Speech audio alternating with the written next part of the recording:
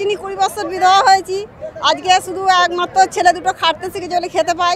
প্রতিবন্ধী গাড়ি দেবে সবার কাছে গেছি, কেটা প্রতিবন্ধী গাড়ি করে দেয়নি আমাকে। আমরা থাকবোটা কোথায় এইটুকানি আমি ওনার কাছে সাহায্য চাইছি।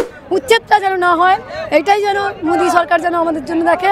কিছু দেয় না, খালি ওই টাকাটা দিলেই হয়ে যাবে। দিদি ভাই বলুন, এইটুকানি আমরা ওনার কাছে রিকোয়েস্ট করছি যেন আমাদের কিছু সাহায্য করে। স্বামী আছে, আমাকেও যেন মোদি দিয়ে একটু সাহায্য করে। আমার হ্যান্ডিক্যাপ স্বামী, এই সরকার থেকে কোনো রকম সাহায্য পান? কিছু দেয় না, খালি ওই টাকাটা দিলেই হয়ে যাবে। দিদি ভাই বলুন, টাকাটা দিলেই টাকাটাই সব। এবার থাকবো, এই যে ঘর বাড়ি ভেঙে দেবে, এগুলো নিয়ে কোথায় যাব বলুন? গরিব মানুষ, খোঁড়া মোড়া স্বামী নিয়ে থাকি। হ্যাঁ, একটু যেন জায়গাটা দাদা যেন একটু জায়গা যেন আমাদের, এইটাই যেন। সরকারের থেকে এত প্রকল্প দেওয়া হয়েছে, কোনো প্রকল্প না এমনকি একটা প্রতিবন্ধী গাড়ি দেবে সবার কাছে গেছি, কেটা প্রতিবন্ধী গাড়ি করে দেয়নি আমাকে। লাস্টে কি করবে, একটা ওই হাঁসখালি পোলের ওখানে একটা দাদাকে ধরে একটা প্রতিবন্ধী গাড়ি করে দিচ্ছি তাকে। আমাদের এই বস্তি উচ্ছেদ করা হচ্ছে, আমরা অনেক লোক আছি, গরিব দুঃখী সবাই আছি। আমরা চাই যে আমাদের একটু কিছু ব্যবস্থা করে দিক, আমরা মাথা গোজার ঠাইটা যেন পাই। আমরা খুব গরিব মানুষ, খেটে খাই দিন মজুরি, এখানে অনেক লোক আছি, সবাই গরিব দুঃখী।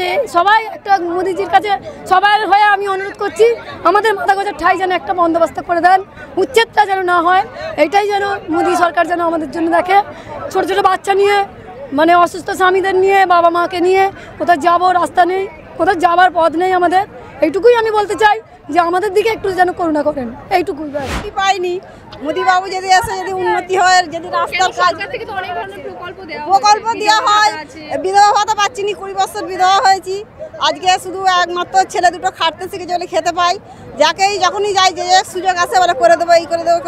দেশে আসুক, এসে কাজ দেখা, আমরা দাদার কাছে আছি এই পর্যন্ত। একটা কি মনে হচ্ছে এখানে মনে হচ্ছে জিতবে। আমরা ভাবছি কি জিতবে, দাদা জিতুক, আমাদের উন্নতি হোক, তোর ভাঙা ভূমি আছে সেগুলো দেখুক। আমরা এটাই চাই, সবার উন্নতি হোক, শুধু আমার বলে। আমাদের সমস্যা হলো আমাদের সাইটিং রেলধার, আমরা রেলধারে থাকি, ঠিক আছে? তো আমাদের হাওড়া সাঁকরাইল সাইটিং রেলধার। তো আমরা বলতে চাইছি যে আমাদের তো পুরো বস্তিটাকে তুলে দেবে, আমরা তো গরিব মানুষ খুবই, কারণ আমাদের দেখো ওখান থেকে তুলে দেবে, আমরা থাকবোটা কোথায় এইটুকানি আমি ওনার কাছে সাহায্য চাইছি যেন কিছু মানুষকে কিছুটা দিয়ে যেন সাহায্য করতে চাই। টাকা তুলে দেবে, এটা রেল কোম্পানি থেকেই তুলে দেবে বলছে, মানে ওরা ওখান থেকে কিছু একটা বানাবে বললো, নয় ব্রিজ নয় রাস্তা একটা বড় বানাবে। তো আমরা তো এখানে এসে বাস করি, তো আমাদের কিছু একটা যদি হেল্প করে তো খুবই ভালো হয়। এখান থেকে আপনাদের কি বলেছে, কোনো রকম? হ্যাঁ, নোটিশ দিয়েছে আমাদের উঠে দেওয়ার জন্য, আমাদের নোটিশ দিয়েছে উঠে দেওয়ার জন্য রেল কোম্পানি থেকে। এখানে যে সাহায্যের জন্য আপনি এসেছেন, সেখান থেকে কিছু বলেছে? না, এখান থেকে বলে অ্যালাউ হবে না, বলে ওইগুলো নিয়ে কোনো ব্যাপার হবে না, আমরা কিছু বলতে পারছি না, এরকম বলে আমাদেরকে পাঠিয়ে দেওয়া হয়েছে পুলিশ অফিসাররা। এখন কোনো সুরাহা নেই? না, আমরা সবাই গরিব মানুষ, সবাই কান্নাকাটি করছি, কারণ আর 15 দিন পরে আবার একটা নোটিশ ঢুকবে, সেই নোটিশে সবাইকে উঠিয়ে, কারো জায়গা জমি ইত্যাদি কিচ্ছু নেই আমাদের, ঠিক আছে? মানে আমরা উবাস্তু যাকে বলা হয়।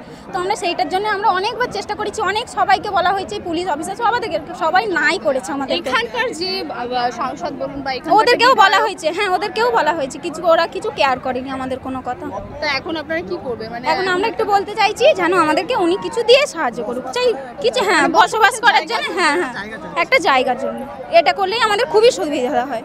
আবেদনটা কার কাছে চাইছে? সরকারের কাছে? হ্যাঁ, সরকারের কাছে, মোদী সরকারের কাছে। এইটুকানি আমরা ওনার কাছে রিকোয়েস্ট করছি যেন আমাদের কিছু সাহায্য করে, ব্যাস এইটুকু। আপনার পরিচয়টা বলুন। আমি দেবাগিরি, আমার বাড়ি হলো এখানে সাইটিং রেলধারের ধারে, আর আমার বাপের বাড়ি ভারত কবাডি সাঁকরাইলে।